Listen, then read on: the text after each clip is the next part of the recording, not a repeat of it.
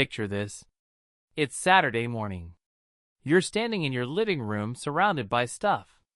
A closet full of clothes you haven't worn in 2 years. A garage with equipment for hobbies you abandoned. Subscriptions renewing quietly in the background for services you forgot you had. A storage unit, an actual paid storage unit, housing the overflow of everything that didn't fit inside the house you're already paying too much for. And somehow, despite all of this, your bank account feels empty. Not because you don't earn enough. You earn decent money. But the stuff keeps multiplying. The costs keep compounding. And every purchase that felt like a reward at the time has quietly become a liability sitting somewhere in your home, draining your margin, consuming your attention, and asking nothing in return. Here's the question nobody asks out loud. What if the stuff itself is the problem? Not your salary. Not the economy. Not your discipline. The stuff. The volume.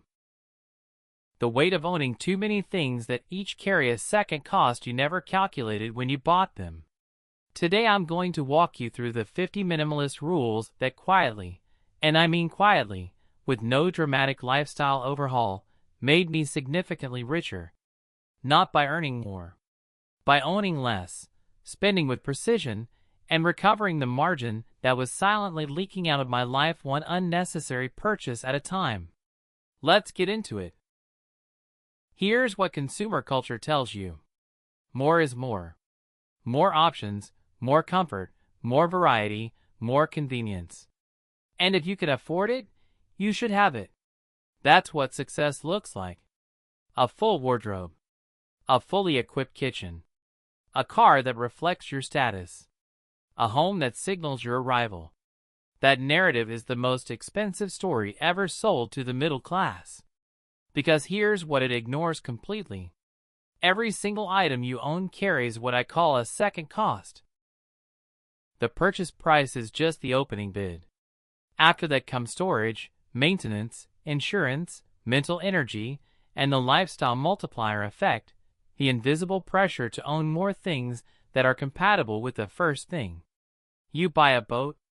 Now you need a trailer, a storage facility, maintenance tools, fuel dock fees, and a truck capable of towing it. The boat wasn't the cost.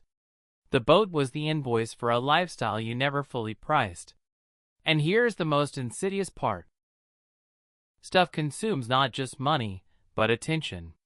Every item in your home is a microclaim on your mental bandwidth. Researchers call it cognitive load. I call it the attention tax. The more you own, the more decisions, maintenance responsibilities, and low-level stress you carry daily, whether you're conscious of it or not. That attention tax compounds. A cluttered space produces decision fatigue. Decision fatigue leads to impulsive spending. Impulsive spending creates more clutter. And the loop feeds itself. The consumer economy is not selling you products. It is selling you a lifestyle that requires continuous purchasing to maintain. And if you keep buying into it, the math will always win against you. Let me show you what this actually costs. Meet Marcus. Marcus is 36. He earns $82,000 a year, takes home around $60,000 after taxes, and considers himself reasonably good with money.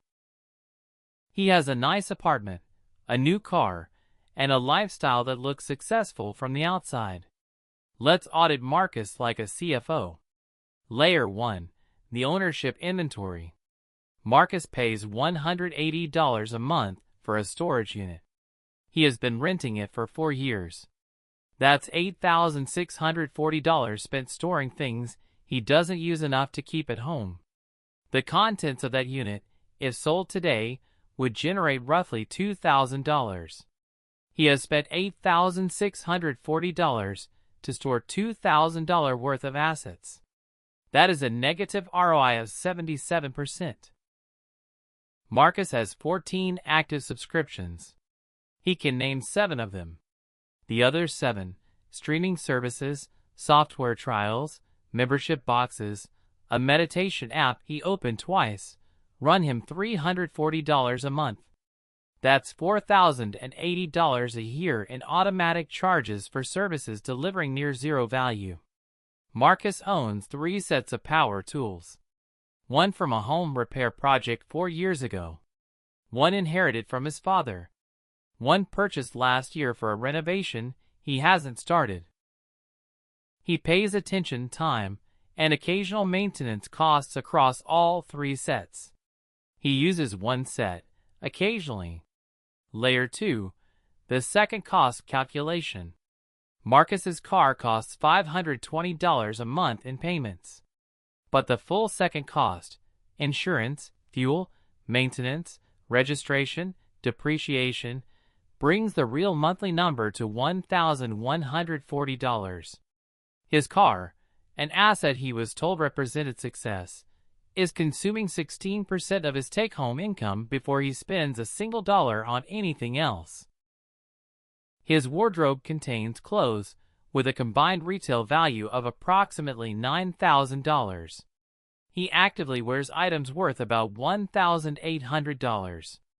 The remaining $7,200 in clothing occupies closet space, mental inventory, and laundry cycles, and produces zero utility. Layer 3, the attention tax. Every morning Marcus makes 30 to 40 micro decisions before he leaves the house. What to wear from an overloaded closet. Which of 3 coffee machines to use. Whether to renew the streaming service whose notification he just got. These decisions are invisible. They feel trivial. But decision fatigue is real, it compounds daily, and it degrades the quality of every financial decision Marcus makes afterward. His storage unit, his unused subscriptions, his redundant tools, his overcrowded wardrobe, collectively they are costing him over $24,000 a year in direct and indirect costs. And none of it is making his life measurably better. That is not a budget problem. That is an ownership architecture problem. So why does Marcus keep buying?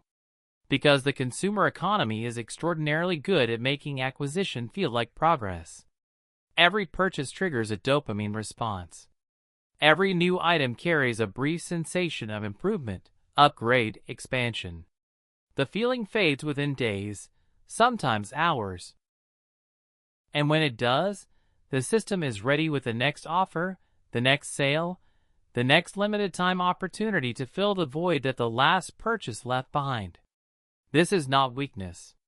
This is engineered psychology operating exactly as designed. And the exhaustion layer makes it worse. A tired, overworked person with decision fatigue is the ideal consumer. They don't have the bandwidth to calculate second costs. They don't have the energy to audit their subscriptions. They buy for relief, not for value. And relief purchases, the impulse buy, the convenience upgrade, the treat-yourself moment, are the most margin-destructive purchases in any financial life. Retailers know this. Algorithms know this. Every one-click purchase button, every auto-renewal default, every buy now pay later option is designed to capture the moment when your resistance is lowest. The system profits from your exhaustion and your overflow. And as long as your life is cluttered with things, you will never have the mental clarity to see the math clearly. So here are the rules. Not all 50. We'll cover the framework. The core logic behind all of them. Rule Category 1. The one-in one-out protocol. For every new item that enters your life, one existing item must leave. Not eventually. Immediately. This single constraint forces a real-time cost-benefit calculation before every purchase. If you can't identify what you're replacing, you're not buying, you're accumulating. This rule alone, applied consistently, stops the compounding of the ownership problem at the source. Rule Category 2. The 72-hour second cost rule. Before any non-essential purchase above a threshold you set, say, $50, you wait 72 hours and write down the full second cost. Not just the price. The storage requirement. The maintenance expectation. the lifestyle compatibility cost, the attention it will consume, what you will need to buy next because of it. Most purchases do not survive this calculation. The ones that do are genuinely worth making. This is not deprivation. This is precision spending. A CFO does not approve expenditure without a cost-benefit analysis. Your life deserves the same discipline. Rule Category 3. The annual subscription audit. Every 90 days, export your bank and credit card statements and run a search for recurring charges. Every single one. Cancel anything that cannot immediately justify its cost in concrete, measurable value. Not, I might use it. Not, it's only $10. Concrete, measurable value. Marcus's 14 subscriptions at $340 a month represent $4,080 a year. Invested instead at a 7% average return over 20 years, that becomes approximately $17,800. That is not a trivial number. That is a second cost hiding inside a convenience default. Here is the final truth about minimalism and wealth. Minimalism is not an aesthetic. It is not about white walls and empty shelves. It is a financial architecture decision. Every item you choose not to own is a second cost you never pay. Every subscription you cancel is margin returned to your control. Every purchase you delay or decide against is attention, money, and energy that stays in your column. The 50 rules are all variations of one principle. Own less, own better, and recover the margin that stuff has been quietly stealing from you for years. Marcus doesn't need a higher salary. He needs a smaller, more deliberate inventory. So do most people. Audit your ownership.